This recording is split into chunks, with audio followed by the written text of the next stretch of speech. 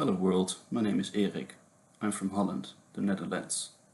Sorting things out and want to know the details of its subject, if it has my interest, is one of my hobbies, even if it's a lifetime ago. My passion is American history, the 60s era, and mysteries which are based on real events. In my younger years, one of my favorite TV series was Cold Case, which I watched frequently. In those series, they solve old murder cases by going back in time, using modern techniques and with new evidence, sorting out what exactly happened at the time. What detail have they missed that could solve the case was always on my mind. But these TV series are fictional. At an evening in May 2012, I watched a movie about the Zodiac. It was the 2005 Bruss movie. Here's a part of the preview of that movie.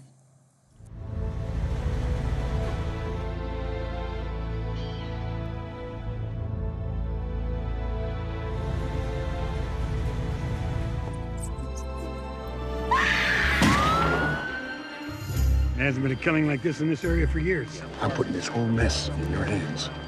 People are scared, Matt. I'm more scared than you know. Parrish. This is the Zodiac speaking. I will go on a kill rampage Friday night.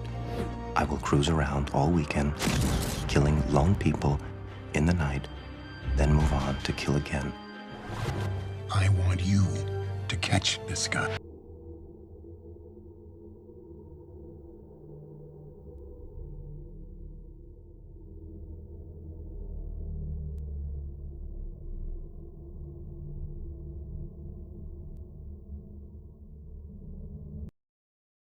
After seeing this movie, I would like to have some more information about his subject, the Zodiac, because I never heard of this case before, and it matches with my interest, American history in the 60s. Using modern techniques compared to the 60s,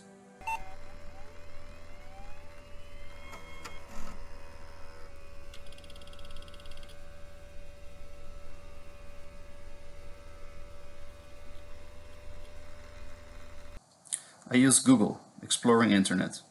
First there was the Wikipedia page that showed information about the victims with the real names and the crime scene dates in chronological order, and there was also a sketch of the Zodiac suspect. It appeared to be that the Zodiac was never found. After reading Wikipedia, I searched the internet again to see if there was more information of this case. Using Google again, then there was the zodiackiller.com website. There is near panic in San Francisco. Zodiac threatens to attack a bus of school children. School children make nice targets. I'll just pick out the kiddies as they come bouncing off the bus. It was fully dedicated and built with passion to the Zodiac case. There were monthly updates and the real faces of the victims.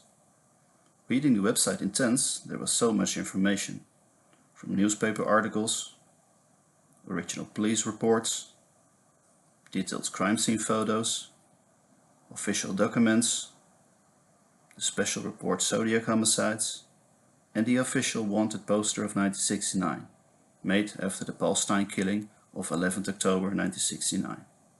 It all drew my attention, because it was original and official information from the Zodiac case. So like a real detective from those days, you could investigate the case, searching through all the records and information and make a conclusion of your own.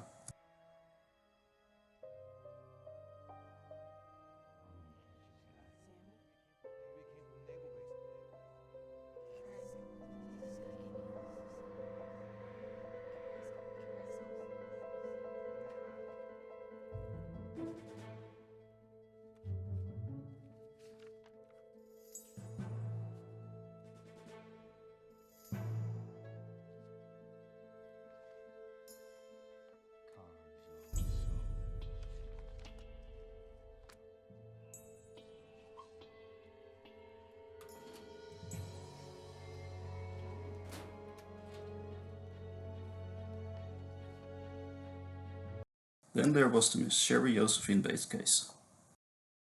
Here's what we know. Cheri Jo Bates attended Riverside Community College. She studies in the library the night of October 30th, 1966. She leaves with an unidentified male at closing, 9 p.m.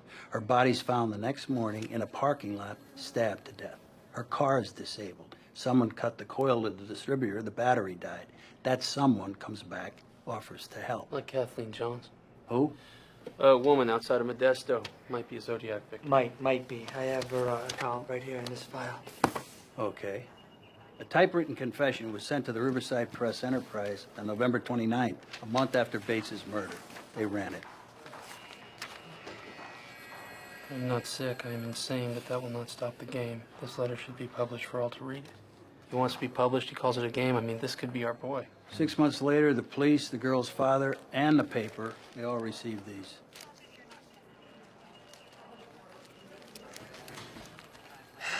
Double postage, just like Zodiac. These are what sure would more match to the Zodiac letters? These in the desktop, done.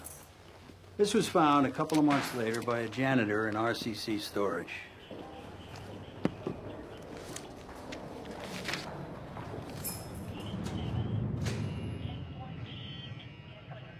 Sherwood got a handwriting match off wood? Who etches in their own handwriting? From that point on, it really got my interest. A sweet young woman killed by knife in an alley after disabling a car, that was some sort of a planned assault. And it shared my third point of interest. Mysteries that are based on real events. Reading everything about Cheri, the night of 30th October 1966, the day before Halloween. The killer must have known her. She trusted that person enough to walk into a dark alley with him. And the killer should be technical inclined, by disabling a car, pulling out the middle distribution wire, so Cheri's car, the Volkswagen Bug, won't start. The person should also be familiar with the Riverside area, because the houses in the alley weren't vacant at that time, so that the killer was sure that nobody could see him performing his act. To visualize Cheri's case, comparing with the Zodiac's modus operandi, here's a 1966 California map. On there you can see the distance between Riverside and Northern California. To give an impression of the letters sent in the desktop poem, here you see an overview of those letters in the same amount of numbers. At zodiackiller.com there was also the confession letter, which was typed and sent to both the press enterprise and the police in Riverside, California.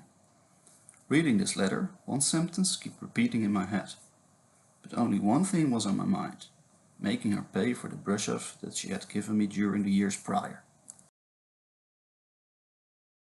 In the October 20th, 1969, page 2 police report, they also mentioned that there was no doubt that the person who wrote the confession letter is the homicide suspect.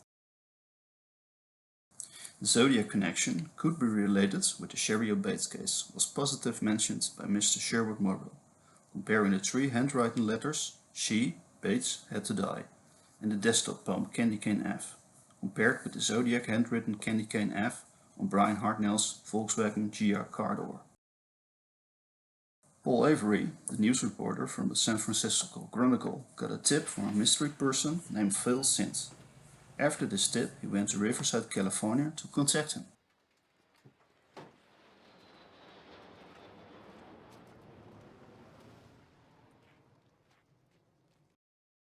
In this partial clip from Chron 4, he tells about the Cheri Jo Bates letters and the comparison with the Zodiac letters. The things in this evidence you got from the Riverside police actually lead you to believe that there could be or is some connection. Well, there's police language, the modus operandi of the killer in the Cheri Bates case in Riverside and Zodiac killer. There are many similarities.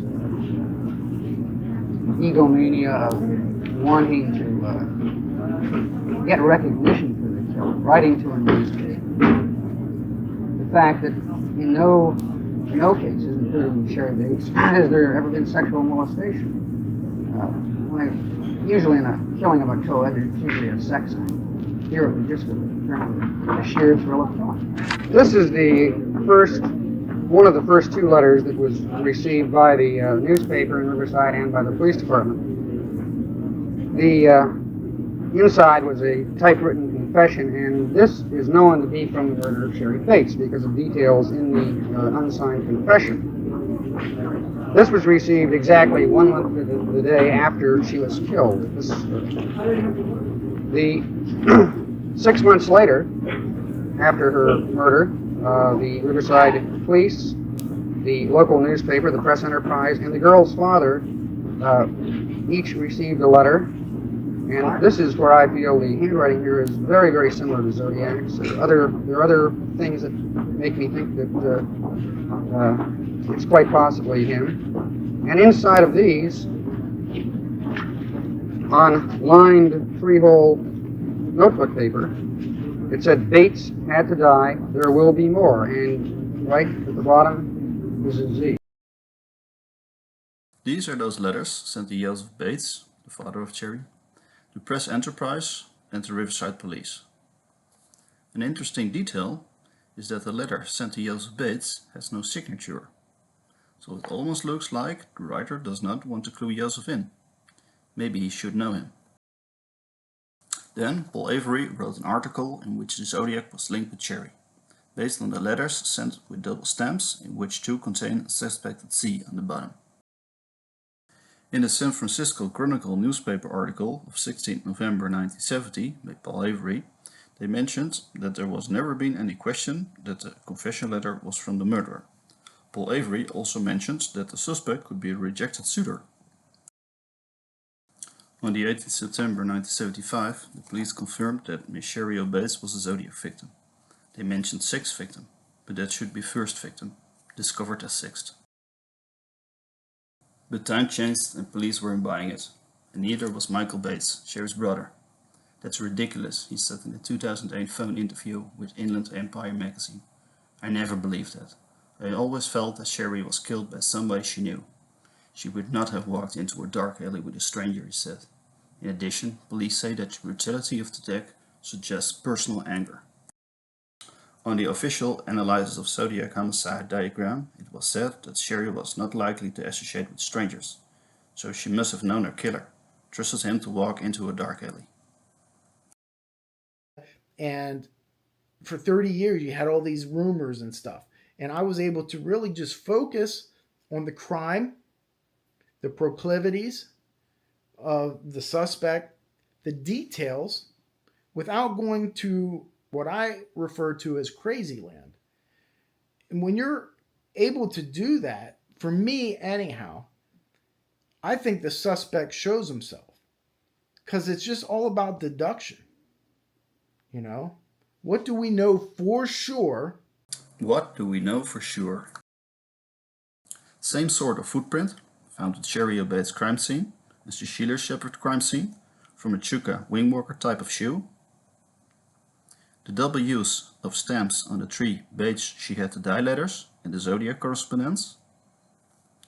The same candy cane F found on the desktop at Riverside City College and Brian Hartnell's car door. The same handwriting as in the letters. Phoning the police after the crime, or mentioning it. Demanding to publish the letters into the newspaper. The same use of words in the letters. The use of the word game. So there are 8 strong points to believe that the Zodiac is connected with the Cheri Jo Bates case. Then Zodiac sent 5 months after Avery's article linking the Zodiac to the Bates murder a letter to the Los Angeles Times admitting his Riverside activities. "I'll have to give them credit for my Riverside activity," it says. The Los Angeles Times wrote there also an article about the connection and placed it on the front page. The letter was sent on 13th March 1971. That is the same day date as the school where Cheri Jo Bates was, the Riverside College, her last education classes. I thought, if this date is combined with one of the crimes, maybe the other dates are also combined with facts related to the identity of the Zodiac. In the Press Enterprise article of 24th November 1970, the police tried to find a duplicate of the wavering, uneven handwritten, which was found on the desk at the Riverside City College School, the RH desktop poem. In one of his books from Sir Robert Graysmith, it was mentioned Had he made a past mistake that might reveal his true face? Sir Mike Mulford, another Zodiac researcher, described it as perhaps the biggest clue in the Zodiac case to date. This clue might finally be the downfall of Zodiac. The FBI describes it too in their symposium model. As most homicides are committed by someone known to the victim, police focus on the relationship closest to the victim. This is a successful strategy for most murder investigations. What I did then, just like in the series Cold Case, I tried to go back to the beginning of the case, deduct the rumors, from the case to only the real facts, and at some point I had a simple thought.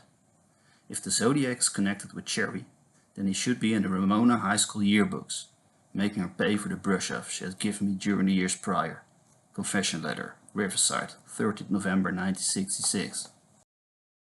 So I tried to see if I could find any yearbooks from Ramona High School from the 1964-1966 years online, and found the classmates.com website. So I opened an account, but unfortunately there were no Ramona High School yearbooks online at the time. So my interest in the Zodiac faded away.